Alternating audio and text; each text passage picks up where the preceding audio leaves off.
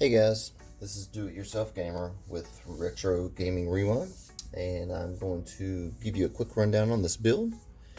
It is a Sega Genesis build. Here's the case and all put together. First, it has a Raspberry Pi 3B Plus in it, so it looks similar to this inside. The case is super amazing. It's made by Retro Flag. The Mega Pi case in this case.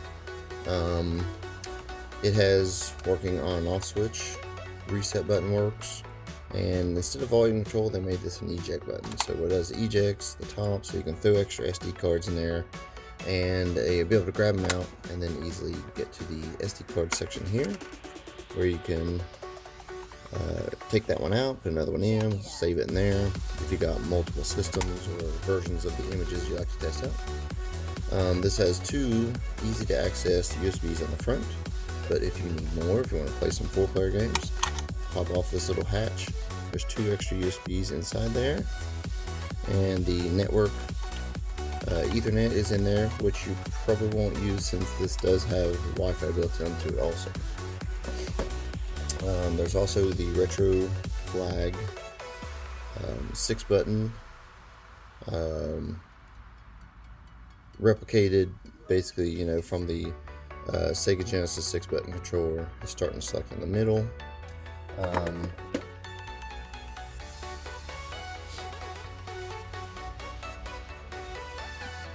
Okay, moving on. So let's just do a quick hookup here. We got the HDMI.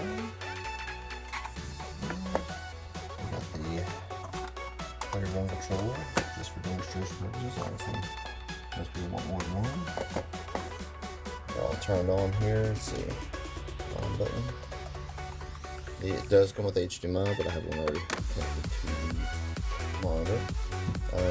The boot system you see here is just the operating system, because the Raspberry Pi is technically a computer, so it has to have an operating system in the background.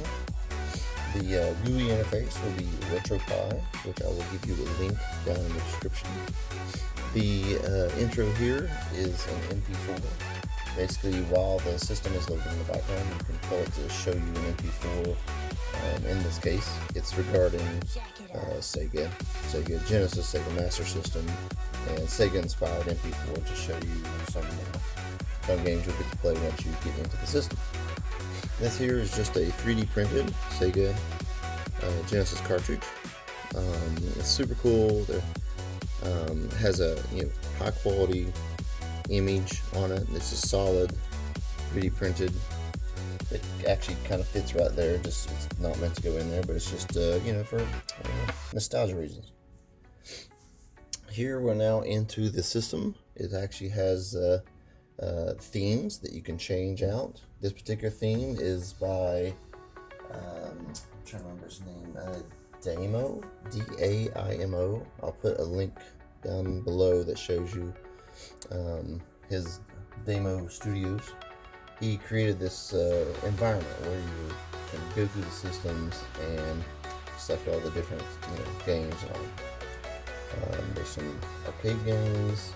It tells you how many games are underneath under each system as you go through. The Mega Drive, which is the Japanese name for the Sega Genesis. There's all these. There's lots of hacks translated from Japanese to English so you can play them better. Unlicensed stuff. If you hit the select button, you get this menu here where you can say I want to go over to the S's so I can find Sonic quicker, since there's 1,000 games in this folder. Hit A, when you hold down, it'll start scrolling faster. Get down here to Sonic, and let's load up Sonic 2.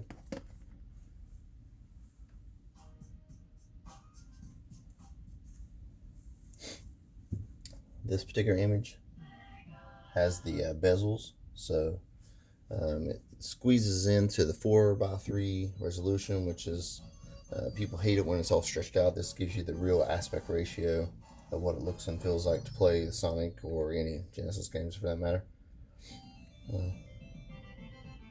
If you hit start and select together, it'll exit you out of the game. And then there's some music that plays during the menu system. You hit the B button here, and go down through all the systems, and it'll play some 8-bit, 16-bit MP3s in the background. I'll put as many links in the description below to give you more information about what you can do, where you can find it, stuff like that. Lastly, if you hit the start select on the main menu, it'll give you this. You can go down to quit and say I'd like to shut down the system, and it'll properly shut down. Yes, you can hit the power button, but it's it's basically a computer, so it's best if you just use the shutdown system. As soon as the thing goes away, you turn it off, you're good to go. Thanks, and have a good day.